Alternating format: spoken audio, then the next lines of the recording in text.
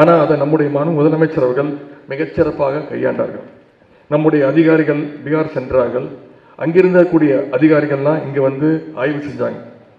தவறாக எந்த சம்பவம் நடக்கலைன்னு சொல்லி பாசிஸ்டுகளுடைய அந்த பொய் செய்தி சுக்குநூறாக நொறுக்கினார் நம்முடைய முதலமைச்சர் அவர்கள். இப்போ கூட பாருங்க, பல்வேறு தொழில்களில் இருக்கக்கூடிய கைவினை கலைஞர்களை ஊக்குவிக்கிறோம்னு சொல்லி ஒன்றிய அரசு விஸ்வகர்மா அப்படின்ற ஒரு திட்டத்தை கொண்டு வராங்க. ஆனால் அதில் ஒரு சதி இருக்கு. கைவினை கலைஞர்கள் குடும்பங்களில் இருக்கக்கூடிய அடுத்த தலைமுறை பிள்ளைகளுக்கும் இந்த திட்டத்தில் பயிற்சி கொடுக்க போறாங்களாம்.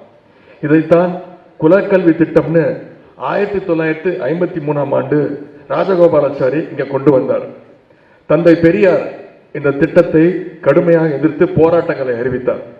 அதனால்தான் ராஜகோபாலாச்சாரியார் முதலமைச்சர் பதவியிலிருந்து விலகுகின்ற நிலை வந்தது. பின்னர் முதலமைச்சரான திரு காமராஜர் குலக்கல்வி திட்டத்தை ஒழித்தார். அந்த காமராஜருடைய பெயரால் இருக்கக்கூடிய அரங்கத்திலிருந்து நான் இந்த மாநாடு இங்கே நடைபெற்றுக் கொண்டிருக்கிறது. இந்த காமராஜர் அரங்கத்திலிருந்து நாம் அத்தனை பேரும் உரிமையோடு உறுதியாக சொல்வோம், ஒன்றிய அரசு கொண்டு வருகின்ற விஸ்வகர்மா திட்டத்தை நம்முடைய மக்கள் திராவிட முன்னேற்ற கழகம் கடுமையாக எதிர்க்கும்.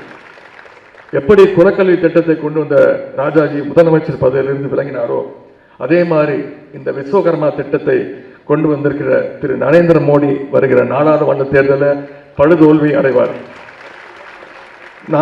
நம்ம குழந்தைகளை படிக்க வைக்கிறதுக்காக யோசிச்சு திட்டங்களை கொண்டு வரோம்.